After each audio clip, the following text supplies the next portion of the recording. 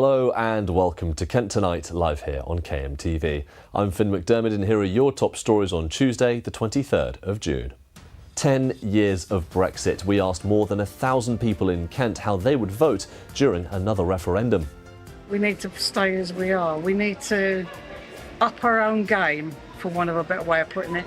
Handling the heatwave. Gillingham Neurodivergent Club gives tips on how to help SEND children during the hot weather. It does. The part of the brain that regulates your core temperature is often ineffective in children with neurodiversity. And are the dog days over? Our newsroom pet Luna will predict England's fate against Ghana in the World Cup. We need the win and then we're safe for the group and relax on the last game then I think and ready for the knockout stages.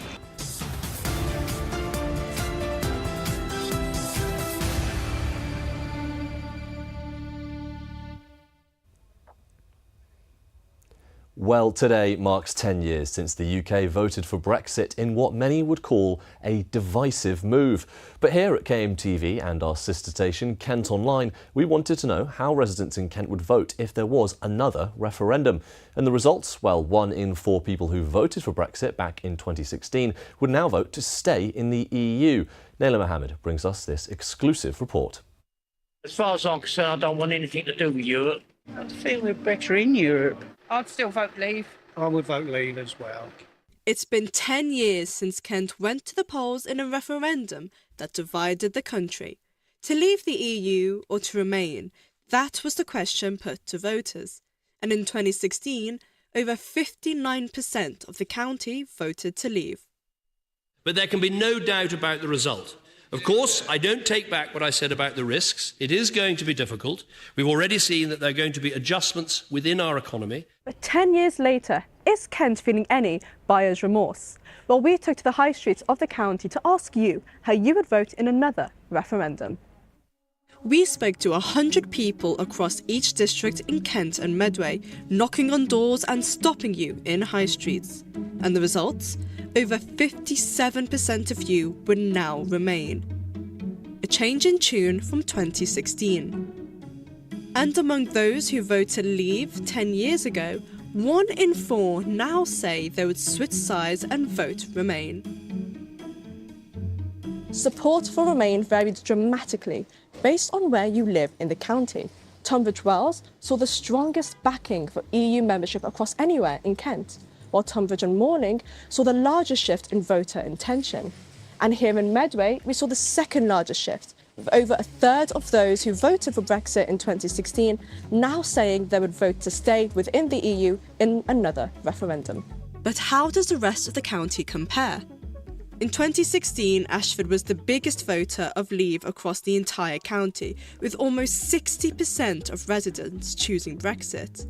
But when we ask them now, the heart of Kent is in almost equal divide, with 46% saying they would remain. I think we've lost a lot of rights. I think they haven't followed through on all the promises they made. No, lots of government didn't want it, and I don't think anybody's really tried to make it work. We need to stay as we are. We need to up our own game, for want of a better way of putting it. And in the largest town in the Garden of England, voters would overwhelmingly choose to stay in the EU, a change of heart from 10 years ago. For me, leaving Brexit was just a terrible idea. It was a terrible risk, and now we're reaping the rewards of it. Countries change and it's not safe anymore. I think we are part of Europe. I would say no now, because we go to Europe quite a bit now. We're sending too much money into the EU. And from Thanet's beachy coast to the cliffs of Dover, it's a story that rings the same throughout, with residents also opting to remain. Because I feel when we are in trouble, you're always going to need a good neighbour to look after you. I just think the European Union is a better thing for the UK. Oh, to leave. I don't like big government. I don't like being told by other people what to do, like in Brussels and stuff like that. I want it out. I'd expect to get Brexit this time, because we did get Brexit, did we? Not the one we wanted. I'd vote to stay again, because I still would like to be able to have free movement of travel within Europe. That's like the main reason.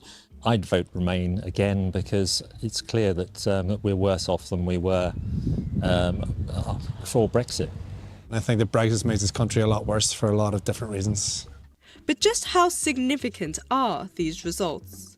It's very striking that, having taken the decision to leave, that there now appears to be a strong sentiment to rejoin, or rather for people to have voted a different way if they had the opportunity to vote this time round. It also acts as a bit of a lightning conductor for whether people feel happy about the broader political choices that we've made or the direction that the country is heading in. It's also significant that 3/4 of people haven't changed their mind. And I think one of the things we do know about the electorate now is that the Brexit vote has cast a very, very long shadow. With the majority now saying they would vote Remain, will returning to the EU make things go back to as they were before Brexit?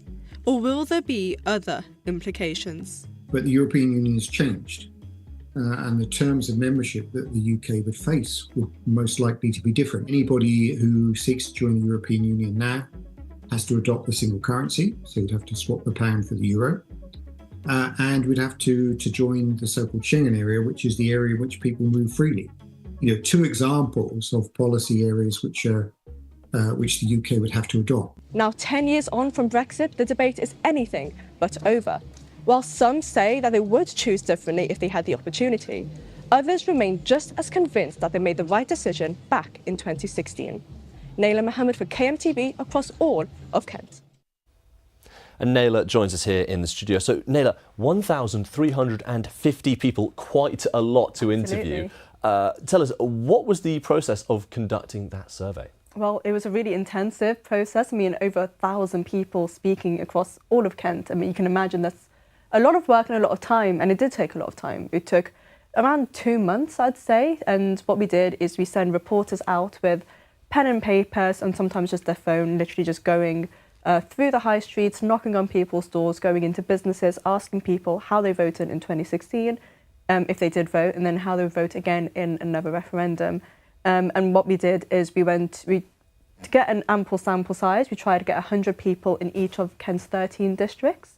And we did that quite well. We were able to get around 100 people per sector. But it very much was a very collective effort with KMTV and Kent Online as well. And yeah, it's just a really interesting process, I would say. Amazing. And talk us through the findings. What's particularly striking to you from this data? Well, I think for me, what's most striking is that 1 in 4 people who did vote Leave back in 2016 would now vote to Remain. That's a really significant amount of people. And you can see data on the screen now, 57% of people who would vote now would vote to Remain, which I think is quite a massive change from 10 years ago. I see. Well, thank you so much for bringing us this story, Naila. And just after Kent Tonight, we have a very special episode of the Kent Politics Show on the 10-year anniversary of the Brexit referendum. On the show, we spoke to former MP for Ashford, that is, of course, Damien Green, and the former Thanet MP, Lord Craig McKinley, about the debate and the divide in our country's politics. Let's have a sneak peek of what you can expect.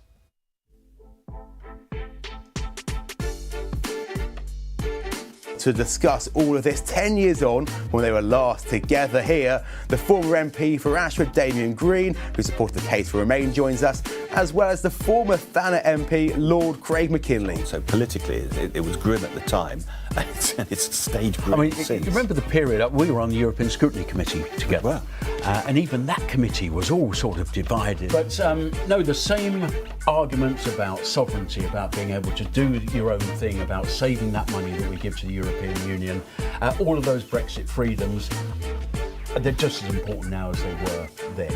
One of the things Craig was saying 10 years ago on this sofa, or this predecessor, I hope, was that, all this scare stories about camps in Kent.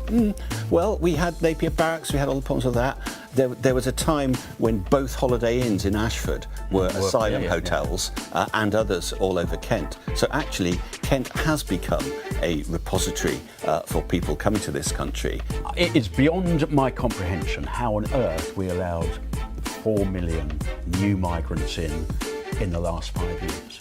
I just don't know why we did that, why there was the pressure for that. Brexit did produce a level of sort of personal abuse into the political discourse that wasn't there before and hasn't gone away.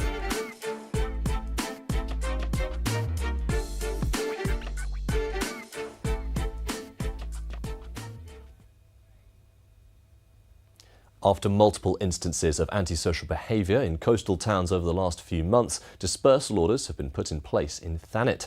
The order means that police can move people above the age of 10 who might be behaving antisocially. And an order started earlier today in Broadstairs has already resulted in more than 15 people being moved from that area. You can see some of the camera footage from these coastal nights when there's been plenty of younger people engaging in that antisocial behaviour. And Kent Police say there's actually an increase of that between June and September in these types of areas, with more visitors to beaches. And the orders will help keep these coastal areas safe. A man was airlifted to hospital this morning after a crash closed the M20 for more than 2 hours. We can see in this footage here of the air ambulance travelling to the scene. It occurred between Junction 8 in Maidstone and Junction 9 by Ashford. Police later confirmed they were called to report of a collision involving just one car. As you saw there, the emergency services attended the incident and the road was closed until around 3 in the morning. Coming up after the break, we'll be discussing the current hot weather, including the amber and red heat health alerts and how those with neurodivergences are coping with the heat. We'll also be joined by our resident Kent GP, Julian Spinks, and Luna will be predicting all of your football after this very short break. See you soon.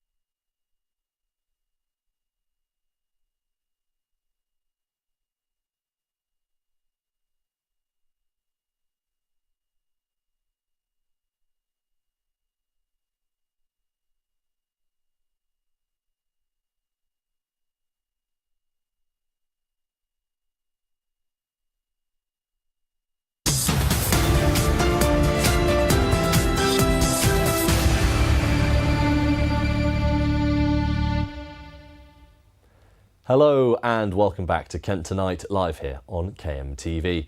Now, we're in the midst of a heatwave with the government issuing a red heat health alert for some parts of the county. So let's take a look at your weather forecast.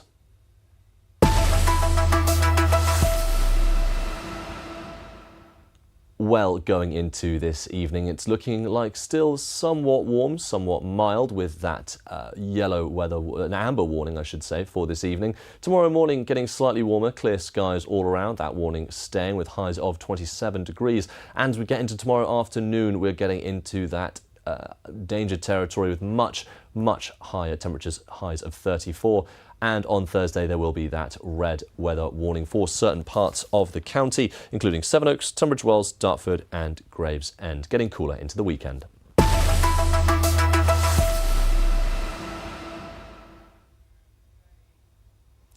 And now, neurodivergent children are among the groups most likely to be affected by the ongoing heatwave.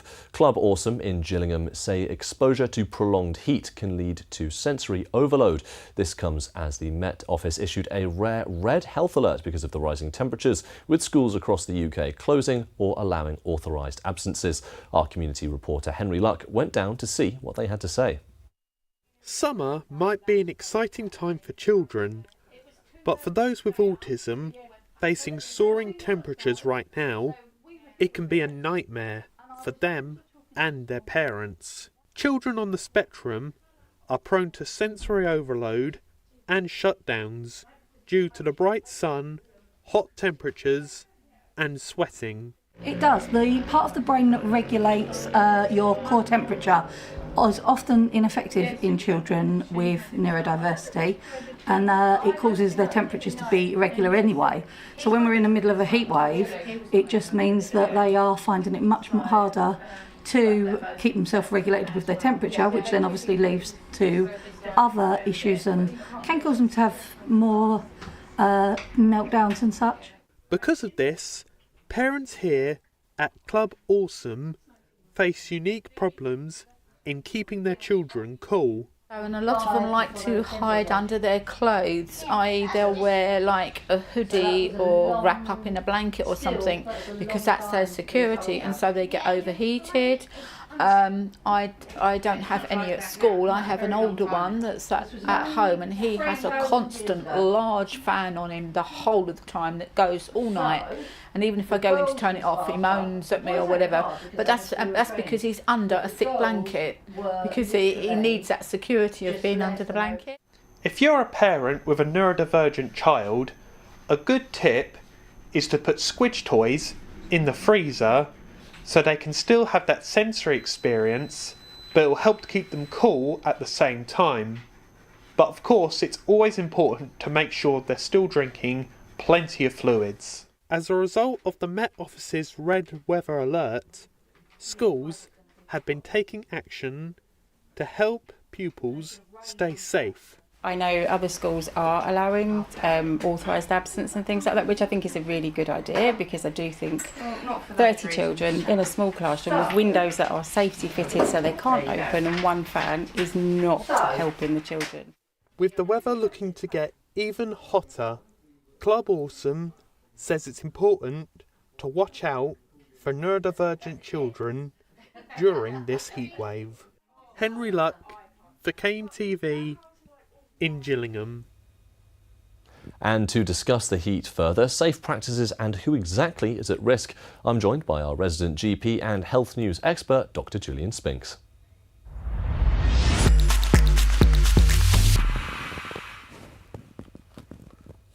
Well, thank you so much for joining us, Dr. Spinks. So tell us, what are some tips for parents or carers in keeping SEND children or adults safe in the heat, as we just heard during that last video? Well, yes, as you saw in the film there, the big problem is that they don't adapt as well. They are often reluctant to change, or they get confused by things, and they can very easily be overstimulated. If they are overstimulated and they're running around and it's hot, then they're at greater risk of getting dehydrated, getting heat stroke and so on. So doing things to keep them occupied, to keep them calm is a good idea. Slightly changing their routines so that they're kept out of the sun during the really hot hours is a good idea as well.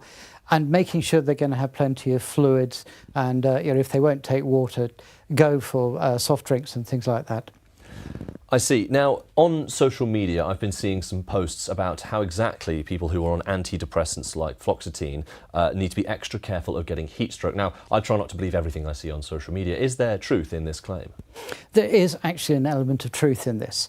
A lot of the drugs used in psychiatry can potentially dehydrate you, and then that opens you up to greater problems. And that includes antipsychotics, the things that are used for people with schizophrenia and bipolar, antidepressants such as fluoxetine and the so-called SSRIs, and also I think something called lithium, which again is used for bipolar people. And in that case, it's if you get dehydrated, it concentrates the amount in the blood and it can become toxic. So you need to be careful if you're on those medications, and in particular stay hydrated. I see. And I feel, Julian, whenever we are on this sofa together, it seems we're recently always talking about heat waves, and we always talk about the same sort of solutions: wearing sunscreen, drinking lots of water. Now, we've got a selection here of sunglasses. Obviously, people should wear sunglasses to make sure their eyes are protected. But you've been telling us that there's some key differences in what exact kind of sunglasses you should be wearing. So tell us a little bit about that. Yes, you need to look out for a label, either on the glasses or at least on the packaging, that say that they fit something called UV 400. And that gives you the best protection against ultraviolet. The problem is that some of the rip-off copies, some of the cheap sunglasses, will actually put that label on and don't necessarily give that degree of protection.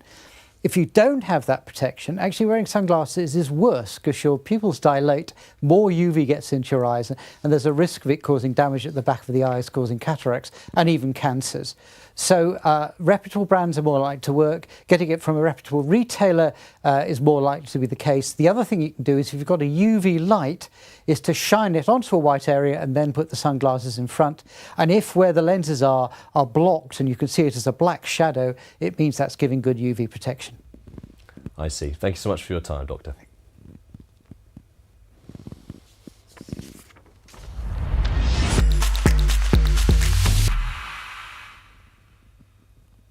Now, demolition work is underway in a former cinema in Canterbury after it was destroyed by a fire. Drone images you can see here show excavators tearing into the remains of the former Odeon in Canterbury.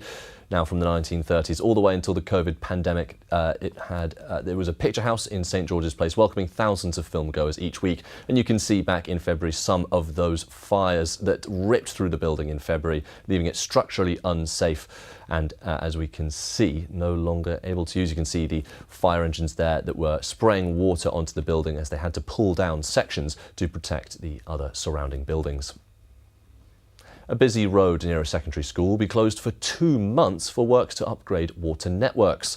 Affinity Water have said that Sandling Road in Saltwood will shut on the 29th of June for essential improvements. Ed Curran, a local councillor for the area, says it will have a huge impact on traffic delays. He added that bus routes running efficiently are vital for the area's tourists in the summer months. The water company said these improvements are vital to strengthen the resilience of the local water network, helping to reduce leaks and bursts and ensure a reliable supply of high-quality drinking water for the community. The rock star Keir Kemp is set to open in Rochester High Street with a new condiment business. He reached worldwide recognition after his sauce, the Smoky Dragon, began flying off the shelves. This drove him to quit his band and focus on his passion for sauces. Nowadays, he's an award-winning entrepreneur who has appeared on Gordon Ramsay's Future Food Stars and has sold to Jeremy Clarkson's Diddley Squat Farm. Now he's decided to buy a shop to sell his business, Condomaniac, from Rochester on the High Street. And I'm sure we've all been keeping up with the World Cup recently. England will play Ghana tonight at the Boston Stadium. Do you think you know who's going to win? Well, I'll tell you who knows one better. That is, of course, our newsroom hound, Luna. She predicted, well, I'm not going to spoil it. Let's actually have a look and see what she thought about the game. Today, England are facing off against Ghana. Both teams have won their previous matches, with England at 4th in the rankings and Ghana at 65th. And our tradition goes on, with Luna here ready to predict another result. She did get the last one wrong, but she's back and ready to go, and we all have faith in her prediction skills this time. Even the best sometimes are wrong, aren't they, Luna? Look at her, she's ready for round 2. So, as you can see, this is the England Bowl, and this is the Ghana Bowl. But this time, we also have a third bowl, the Draw Bowl. Let's see if Luna sticks with her first choice this time, Or will she surprise us again?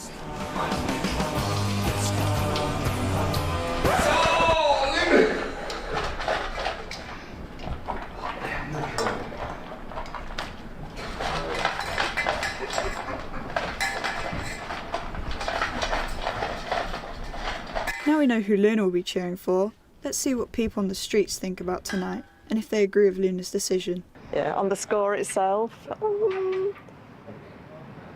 3-1. We'll see. Do you know, I don't really know. I'm not big on football, to be fair, and I hope they'll enjoy it, the game. So no, I'm not sure what the score's going to be, but it's an interesting one because it's quite close to home for me and my best friend. I think I would say England are going to win. I'm not sure what the score's going to be, but my money would be on England. Yeah, I think it's going to be 3-1 to England. We need the win, and then we're safe for the group, and yeah, relax on the last game then, I think, and ready for the knockout stages. Well, unlike Luna, I happen to think the England squad are winning tonight, but I don't have that psychic touch like she does. Well, you've been watching Kent Tonight live here on KMTV, and as always, there's more news made just for Kent throughout the evening. And don't forget, you can always keep up to date with the latest news across your county by heading over to our website and our social media on Facebook and TikTok. But that's all the time we have. Thank you so much for watching, and we'll see you soon. Goodbye.